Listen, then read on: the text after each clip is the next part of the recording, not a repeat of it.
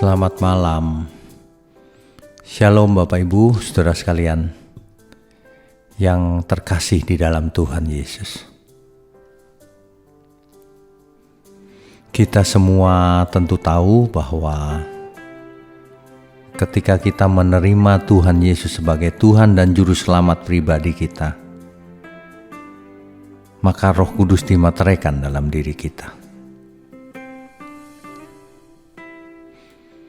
Yang menjadi masalah adalah banyak orang tidak menghayati kehadiran Roh Kudus di dalam hidup mereka. Sehingga hal itu akan terlihat dari bagaimana kita hidup. Mengapa seseorang takut?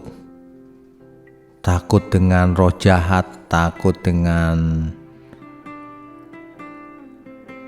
setan, takut dengan macam-macam, saudara. Mengapa? Penyebab utamanya adalah ia tidak menghayati kehadiran Roh Kudus dalam dirinya. Jika kita menghayati bahwa ada Roh Kudus dalam diri kita, dan kita tahu siapa itu Roh Kudus,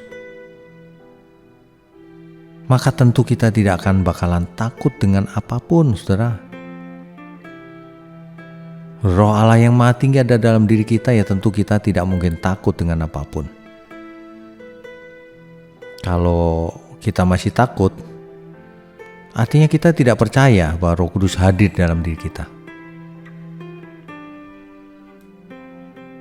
Demikian juga jika kita menyadari atau menghayati kehadiran Roh Kudus itu, maka kita tentu tidak akan berani untuk berbuat dosa, hidup dalam dosa. Itulah sebabnya roh yang ditempatkan dalam diri kita itu, yang dimateraikan dalam hidup kita itu, disebut Roh Kudus. Agar kita hidup kudus, tidak hidup dalam dosa. Itu maksudnya, saudara. Jadi kita semua malam ini diingatkan bahwa kita harus bisa merasakan kehadiran Roh Kudus. Kita harus tidak hanya percaya dengan otak, tetapi terutama menghayati kehadirannya, bahwa Roh Kudus hadir nyata dalam hidup kita. Jadi kita tidak perlu khawatir apapun. Yang perlu kita khawatirkan adalah apakah hidup kita ini sudah berkenan bagi Tuhan atau belum. Yang kita khawatirkan adalah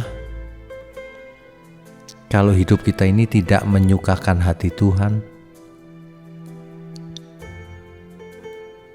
Jika kita benar-benar menghayati kehadiran Roh Kudus, maka kita akan menjadi manusia yang berbeda, saudara. Yang tidak takut apapun, kecuali satu hal, takut berbuat dosa. Saya percaya kebenaran ini sangat berdampak bagi kita semua, jika kita benar-benar menghayati kehadiran Roh Kudus. Selamat beristirahat, saudara. Tuhan Yesus memberkati.